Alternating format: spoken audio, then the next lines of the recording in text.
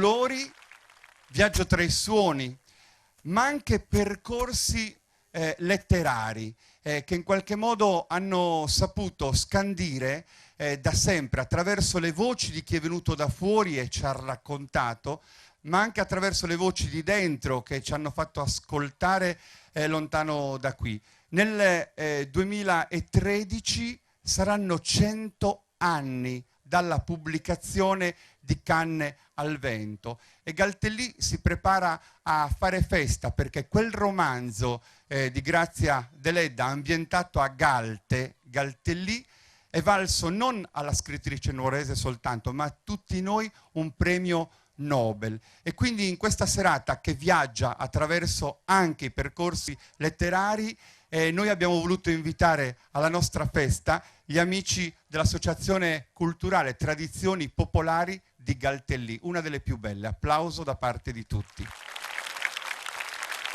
E con Paolo Rodriguez noi entriamo nel mondo delle danze di Galtellì e quindi musica e fiato alla memoria. Galtellì.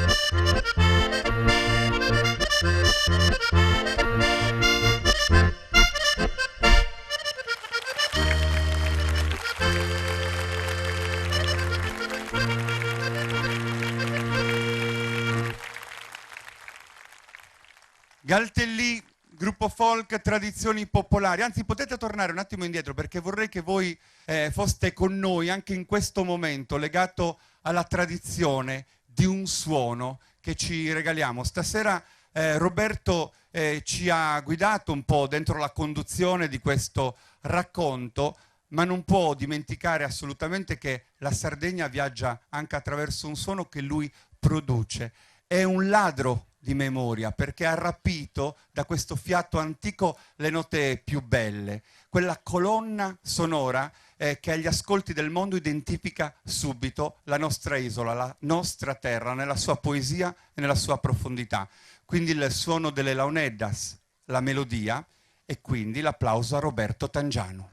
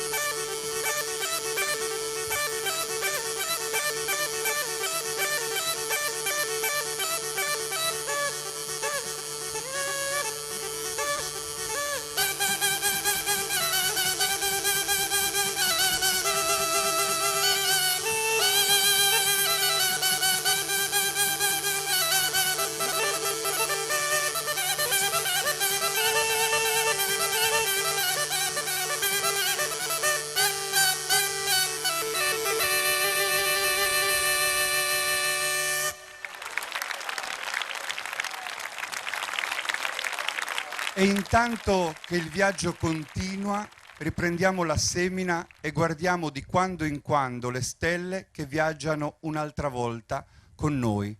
Salvatore Cambosu, a tra poco.